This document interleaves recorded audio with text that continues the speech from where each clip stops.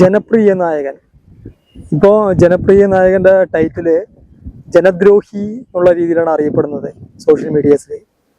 അതായത് അദ്ദേഹത്തിന്റെ പുതിയ സിനിമ എന്ന് പറയുന്നത് ബബ്ബബബ്ബാല, അതായത് ഡിസംബർ 18 ഇറങ്ങാൻ പോവാണ്. അതിൽ വലിയൊരു പ്രേക്ഷകര് അദ്ദേഹത്തിന്റെ ബോയ്ക്കോട്ട് ചെയ്യാനാണ് തീരുമാനിച്ചിരിക്കുന്നത്. ആ പടം ബഹിഷ്കരിക്കുക.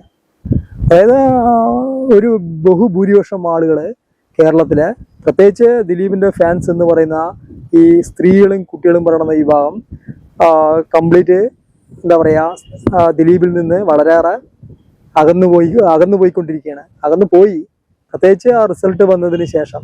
റിസൾട്ട് മീൻസ് കോടതി വിധി വന്നതിന് ശേഷം. അതായത് ബഹുഭൂരിപക്ഷം ജനങ്ങളും വിശ്വസിക്കുന്നു. എന്ത് വിശ്വസിക്കുന്നു? അതായത് ദിലീപ് കുറ്റക്കാരനാണ്. പിന്നെ സെക്ഷൻ കോടതി ഒന്നും അവർക്കൊരു പ്രശ്നമല്ല. കാരണം സെക്ഷൻ കോടതിയിൽ വെറുതെ വിട്ട പ്രതികള് ഹൈക്കോടതിയിലും സുപ്രീം കോടതിയിലും ശിക്ഷിച്ചിട്ടുണ്ട്. നേരെ തിരിച്ചും സംഭവിച്ചിട്ടുണ്ട്. ഇവിടെ സെക്ഷൻ കോടതിയിൽ മറ്റേ ശിക്ഷിച്ച പ്രതികള് മറ്റേ ഹൈക്കോടതിയിലും സുപ്രീം കോടതിയിലും വെറുതെ വിട്ടിട്ടുണ്ട്. അതൊന്നും ജനങ്ങൾക്ക് അറിയേണ്ട കാര്യമില്ല. ദിലീപ് കുറ്റക്കാരനാണെന്ന് അവര് സ്ഥാപിച്ചെടുത്തു കഴിഞ്ഞു. പിന്നെ ഈ സോഷ്യൽ മീഡിയ വളരെ സജീവമാണല്ലോ. എത്ര മുമ്പ് കഴിഞ്ഞ കാര്യങ്ങളാണെങ്കിലും അത് വീണ്ടും വീണ്ടും വന്നുകൊണ്ടേയിരിക്കുന്നുണ്ട്, അപ്ഡേറ്റ് ചെയ്തുകൊണ്ടേയിരിക്കുന്നുണ്ട്.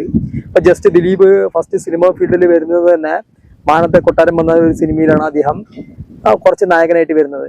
ആ സിനിമയിൽ തന്നെ ദിലീപ് വരുന്നത് അബി എന്ന് പറയുന്ന ഒരു മിമിക്രി താരമല്ല, അതായത് വളരെ നല്ല കഴിവുള്ള ഒരാളാണ്. അദ്ദേഹത്തെ കുതിങ്കല് വെട്ടിയിട്ടാണ് ഫസ്റ്റ് സിനിമയിൽ തന്നെ അദ്ദേഹം വരുന്നത്.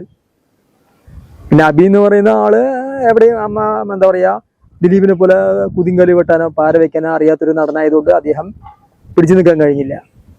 പിന്നെ അതിനുശേഷം അദ്ദേഹം സിനിമാ ഫീൽഡിൽ വന്ന ഓരോരോ കാര്യങ്ങളും, ഇപ്പൊ ജസ്റ്റ് ഒരു എക്സാമ്പിള്, ഇപ്പൊ തെങ്കാശി പട്ടണം എന്ന് പറയുന്ന സിനിമ അല്ലെ, ആ തെങ്കാശി പട്ടണം എന്ന് പറയുന്ന സിനിമയില് സുരേഷ് ഗോപിയും അതുപോലെ തന്നെ ലാലുവാണ് ആ നായകന്മാര്. പക്ഷെ അതിലെ എല്ലാ കയ്യടിയും വാങ്ങുന്നത് ആ കഥാപാത്രം എന്ന് പറയുന്നത് ദിലീപാണ്. അതായത് റാഫി പറഞ്ഞ മറ്റേ ഡയറക്ടറിന്റെ അടുത്ത് കൂടുതൽ ഇടപെട്ട് ദിലീപ് കയ്യടി വാങ്ങണ എല്ലാ ഇതും ദിലീപിന്റെ ഇതിലേക്കാക്കി മറ്റേ തെങ്കാശി പട്ടണം പറഞ്ഞ സിനിമ. പിന്നെ സിനിമ ഫീൽഡില് ഏറ്റവും കൂടുതൽ ദിലീപിന്റെ അനുഭവിച്ചത് ഈ തിലകനാണ്.